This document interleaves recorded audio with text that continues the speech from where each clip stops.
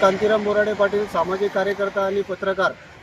आज आपण राजगुरुनगर शहरालगत खेड तालुका या पेठ घाटामध्ये आहोत आणि इथं लाईव्ह आहोत. धक्कादायक असा प्रकार आपण शासनाला आणि यंत्रणांना दाखवत आहोत.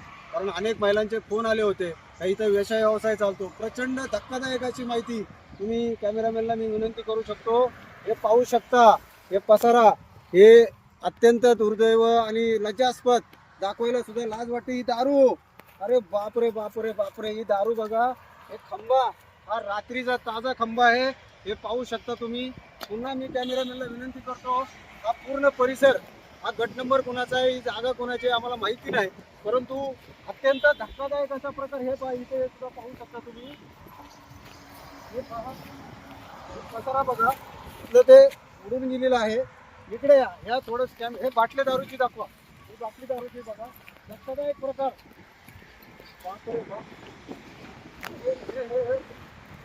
हे पाहू शकता तुम्ही. या परिसरातलं हे पाहू शकता.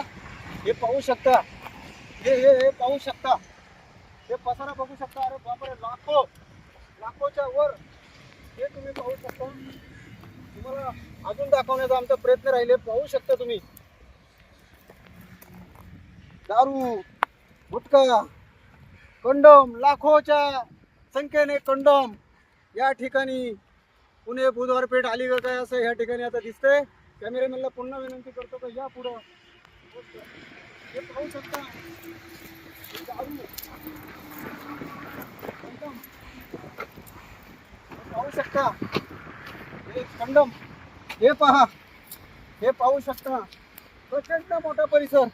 कॅमेरामॅनला विनंती करतो, हे पाहू शकता. हे पाहू शकता. हे फॉरेस्टचा परिसर, संबंधित फॉरेस्ट यंत्रणांनी जागा व्हा.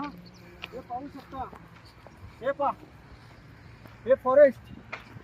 याच ठिकाणी पहा, तिथे एक जागा आहे. अत्यंत दारूच्या बाटल्या, पुढे दारूच्या बाटल्या पाहू शकता तुम्ही. हे पहा दारू, तिकडे गुटखा, हे दारू, हे पाहू शकता तुम्ही. हे पहा, कंडम फॅक्टरी. हे पहा, हे पाहू शकता. हे पाहू शकता. हे पहा, दारू, हे पाहू शकता. संपूर्ण परिसर दारूच्या बाटल्या या ठिकाणी. हे पहा कंडम,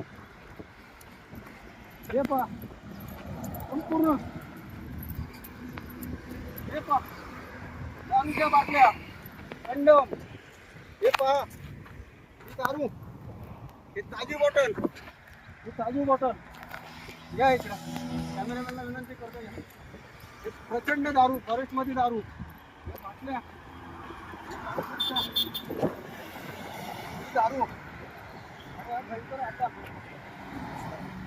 या इकडे कॅमेरामॅनला विनंती करतो. तुम्ही प्रचंड मोठा परिसर हे पाहू शकता. हवे लगत ह्या बाटल्या, हे कंडम, हे पहा, लाखो कंडम हे पाहू शकता. आणि याच ठिकाणी रात्री इथं व्यवसाय चालतो. ह्या दारूच्या बाटल्या बघा. मुख्यमंत्री महोदय आणि गृहमंत्री महोदय, हे काय? हे कंडम आहे, कंडम. या ठिकाणची धक्कादायक अशी माहिती का याच रातोरात 40-50 हजार रुपये धंदा हा कोण करतं आणि यांची भाड कोण घेतं याचा शोध लागला पाहिजे. संबंधित यंत्रणांना विनंती आहे. एवढं सेक्स रॅकेट मोठं चालतं कसं? हे दारू बघू शकता. ही ताजी दारू आहे. ही ब्रिजर. गृहमंत्री साहेब, ही बाटली डोक्यात मारून घेतो. हे काय? या बाटल्या, ही 90, ही 60. हे शेतकऱ्यांचं, गोरगरिबांचं सरकार या ठिकाणी लुटलं जातं. गोरगरीब ड्रायव्हर लोकांना त्यांची पाकिटं काढून घेतली जातात. तक्रारी झाल्या तर तक्रारीचं पुढे काय होत नाही. अत्यंत धक्कादायक गोष्ट. राजगुरुनगर खेड घाटामध्ये आपण लाईव्ह आहोत.